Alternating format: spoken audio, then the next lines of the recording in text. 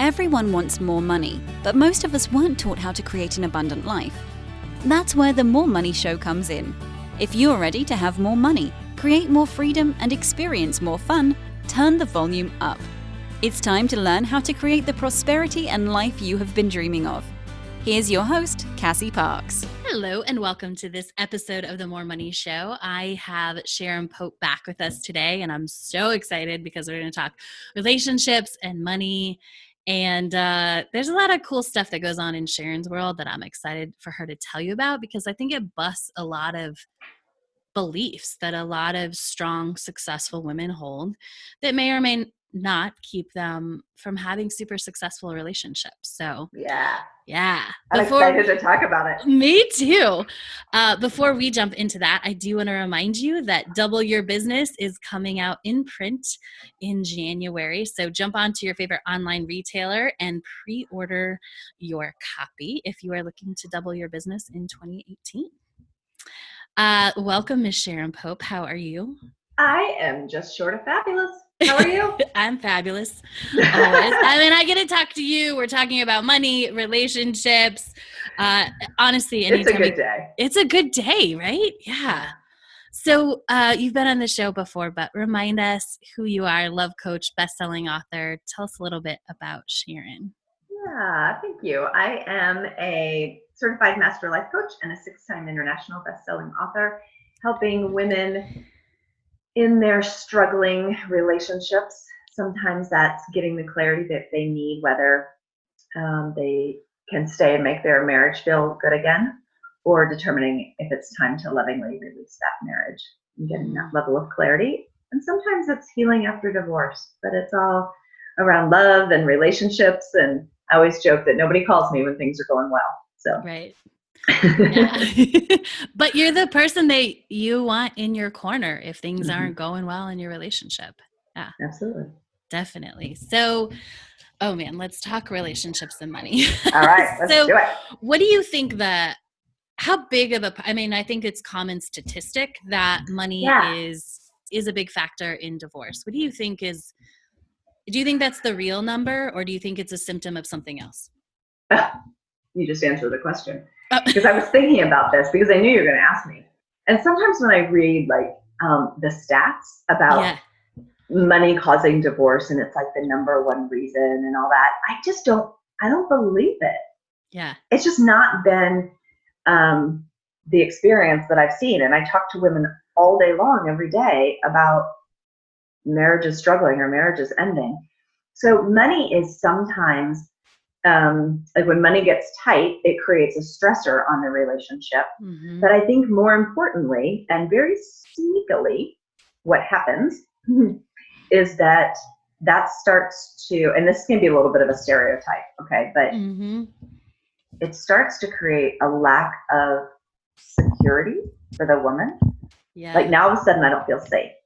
And when I don't feel safe, I'm going to have different choices, actions, and behaviors than when I do feel really safe.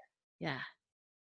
What we don't always talk about, because, for men, oh my God, we can't talk about insecurities for men. Like we just never allowed them or taught them to be able to do that. Mm-hmm. But because we've been socialized that men's value is to provide for their family.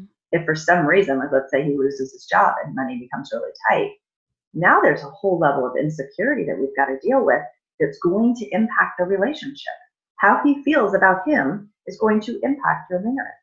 But we don't talk about any of that. We just fight about the money, and then we blame money for the divorce rate. And so I feel like it's a deeper issue. Yeah. Like it causes thoughts, beliefs, emotions that do not serve us. Right. And then we blame it on the money. But the money is a symptom. Right.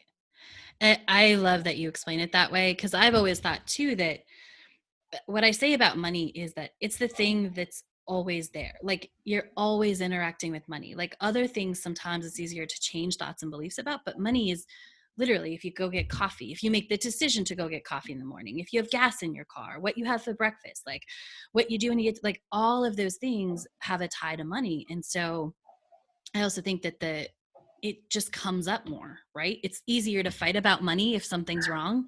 Yes. Yeah. Yes. Yeah. Yeah. And then it's also, it might be easier to blame. Like, oh, Right. you spent too much, or you bought this and you shouldn't have bought that. Yeah, it's just, it's kind of a scapegoat. Yes. Yeah. So I love that.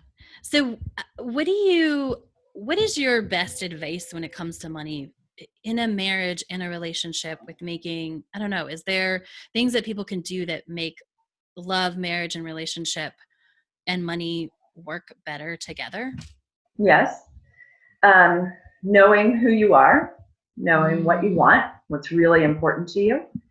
And then there's some very practical things like understanding, knowing, and respecting the other person's priorities as it relates to how and what they prioritize. And because what you prioritize is what you spend your resources on, and money is just a resource. So respecting that. And then I think also it can be helpful to set some joint goals. It's probably as practical as you will ever hear me get. I didn't even like I was like, I don't want to answer that question because it's so straightforward, but it's just, yeah, like you can do some things together and that will absolutely help you. If you don't understand though, like what your partner prioritizes in terms of what's really important to them and where they spend all their time as a resource, effort as a resource, money as a resource. And if they don't understand that for you, then there's a disconnect there. Yeah. But even before that, if you don't understand for you, like if I'm not spending my time, energy, and money on the things that are important to me and I can't articulate that, how in the world is my husband going to know? Right. Right? So we're just setting each other up for failure here. Like, so first get clear about who you are, then be able to share that with your partner, and then live from that place. Definitely. Sounds very simple, right? It does sound very simple. And I wasn't planning to bring this up here, but I think a helpful resource in this is identifying your money story, because then you know where you're coming from and why, and you actually get to choose whether that's where you still want to be coming from, because we bring a lot of that unconscious pattern stories into our relationships, right? Oh yes. And money is it's a big piece of that. Yeah. You know, I don't know where we got this idea that there's like this one big pie of money, and that it never grows. Like our general economy is a lot better today than it was 100 years ago, than it was 200 years. Like we get this idea that there's just one pie, and if you get more, I get less. That we need to fight and battle each other and compete for that money because it's this finite resource, and that's just not true. Right. We can create money in the same way that we can create other things. And it doesn't necessarily mean that it takes it away from somebody else. At least that's how I think about it. I do too. I love that. So if you want to identify your money story and start there, you can go to identifyyourmoneystory.com and get the guide, and you'll be able to figure out what your money story is. And that's a great starting place. And I think it's if you can invite your partner to do it, don't make them, but knowing their money story might also be helpful, because then I think it's not like a blame or attack on you. It's like, okay, this is sort of a behavior separate, and we can look at it differently, right? Yeah, and let's figure it out together. Like, where are we at? Yeah. It's easier to have that conversation. Yeah. I love that. So cool. So that's a good start. And I'm going to jump right into because I want to make sure we have time to talk about this. I know where we're going. I know. I'm so excited. And I think this question is important because I think a lot of strong, independent, successful women think that they have to be in a relationship with a guy who makes more money than them or makes the same, or they have all of these beliefs. And so do you think that you can have a super happy marriage where the woman brings in more of an income than her husband? Hell to the yes. Oh wait, I wasn't supposed to swear. Is that swearing? Oh, that's not swearing. Okay, good. You're good. Yes, the answer is yes. Yeah, I have and I understand how we got there. So in my first marriage, I made a little bit more than my ex. Not a ton more, but I made more than he did. But then he handled the finances because he was better at it than I was. Yeah. And he's tended to be more of a saver, and I tended to be more of a spender. Shocking, I know. Right? I know. But then when I got out of that relationship and I was looking towards what's next, I will tell you, like, I had that mental thought that, okay, I need a corporate executive. I need someone who is on par with me, because at the time I was a corporate executive, right? So I was looking for someone in that vein.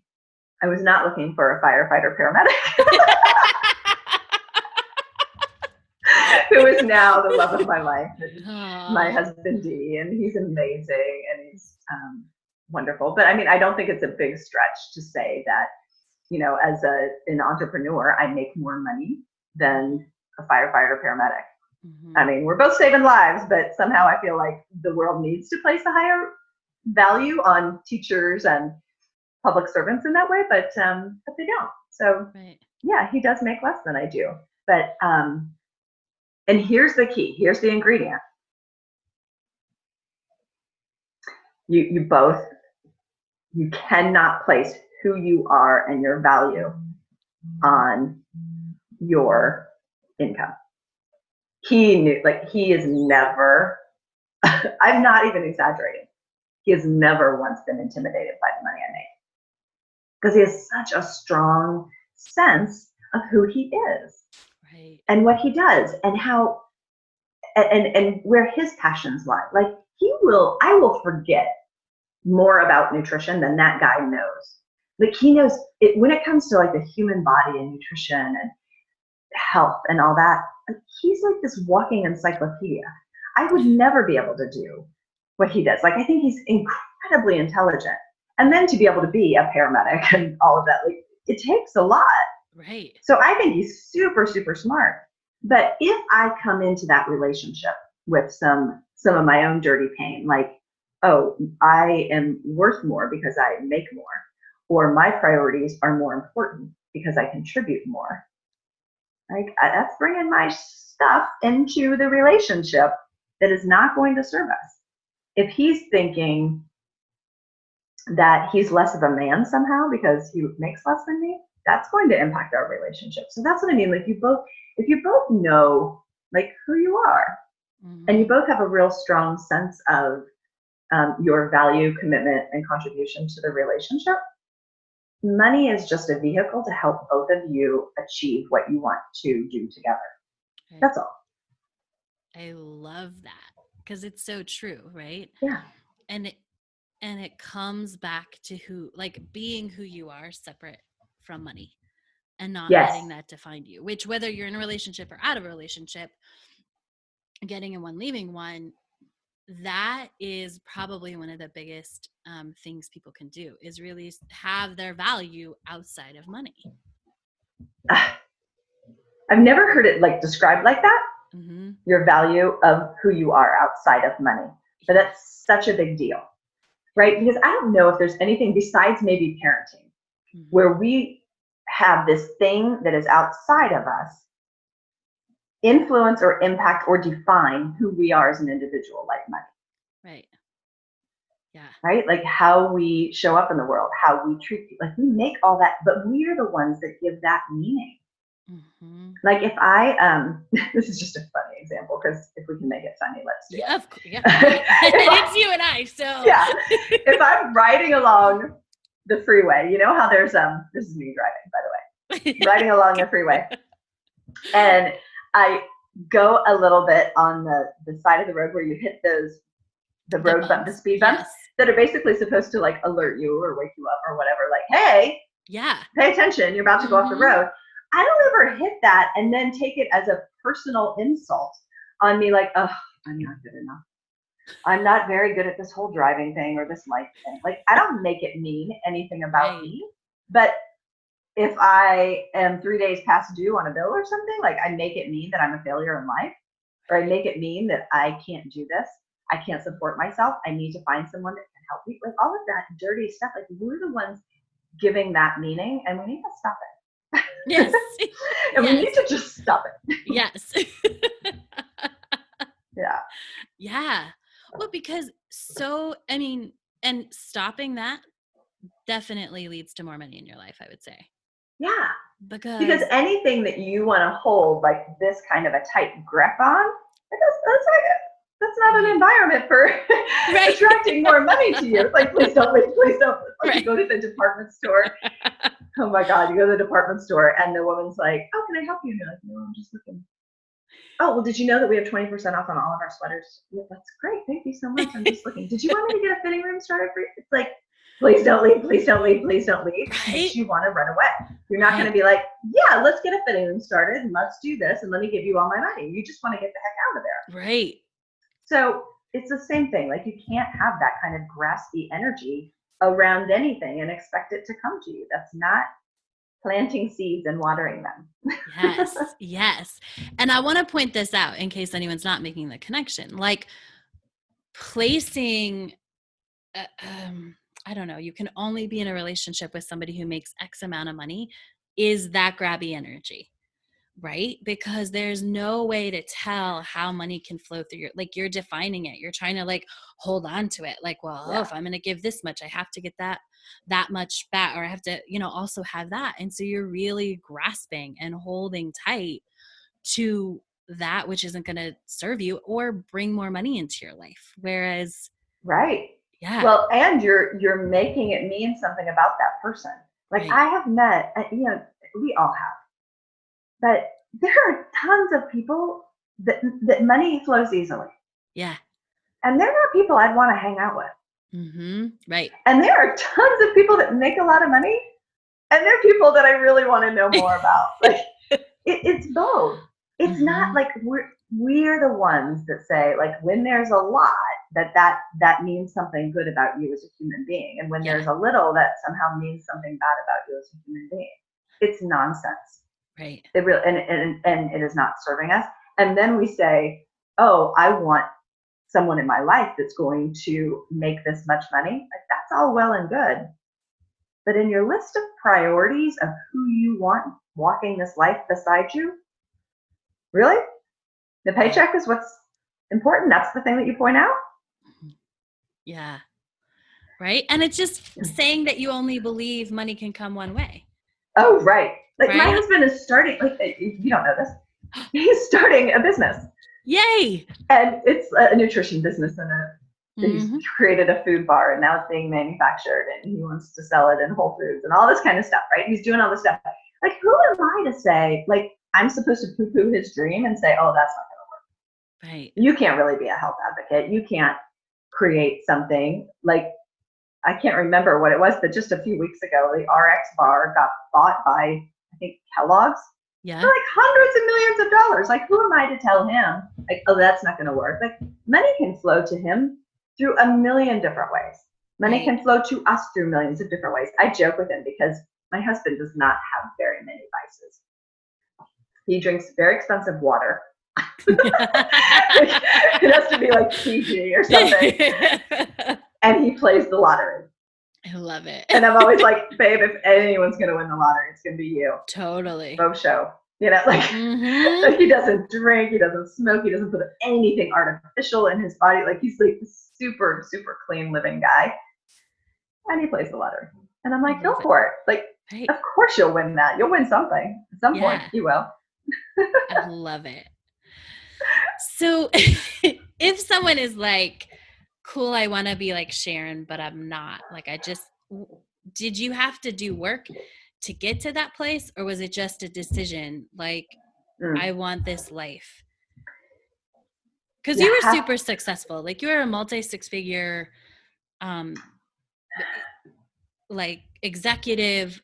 This is going to play into exactly what you teach, though. Awesome. Of course. I got super clear about how I wanted to feel in the relationship, and I focused on how I wanted to feel. Yeah.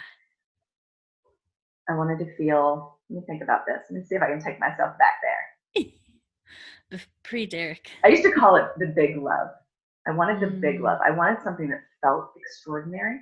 Yeah. I wanted something that felt really connected, like intimate. And I'm not talking sex, I'm talking intimacy between two people.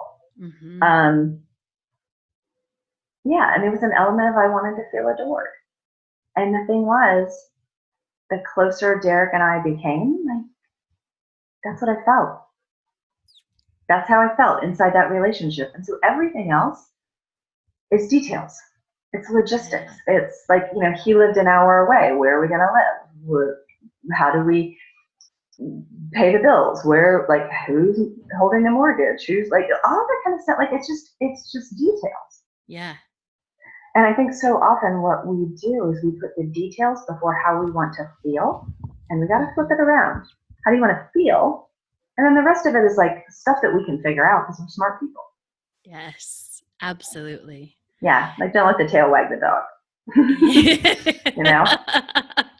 I love it. Yes. And it's so true. And that's the key, because now that you have that feeling, how you want to feel all the time, both of you can create whatever you want. Right. Having that feeling is what helps create more abundance. Right. Right. Opens that door. I think I told you before that I could not do what I do today if I was still in my first marriage. First of all, I was a different woman, but second of all, I didn't have, I don't want to say I wasn't loved or I wasn't supported. That wasn't it. Because I was, but it wasn't the wind at my back the way that I have now with Derek. He's my biggest fan. So I go further faster because of his presence and his love and support of me. I love it. And hopefully I can do the same for him and the things that he wants to achieve and dream and create for himself. Absolutely. Yeah. All right. So we'll definitely have you back, but tell us where people can connect with you. If they want more about this, they want to believe this, all of that. Do you want to hit pause? No, we keep going. Okay. So you can absolutely connect with me at SharonPopeTruth.com. And if you want to take my online quiz of Am I in the Wrong Marriage, you can absolutely just go to AmIInTheWrongMarriage.com. And that will help you identify if you're in a struggling marriage, can this thing be fixed and make it feel good again? Or is it time to lovingly release it? I love it. Thank you for busting this myth about who needs to make what. And as always, coming here and having fun with me. Sharon Pope, PopeTruth.com. If you want to identify your money story, go to identifyyourmoneystory.com. Thank you, Sharon, for being here. Thank you for having me again. I love you and your community, and I'm just thrilled. I'm so honored. Thank you so much. Oh, thank you. Thanks for joining us on The More Money Show. To learn how to attract more money into your life, go to your favorite book retailer and order Cassie's book, Manifest $10,000.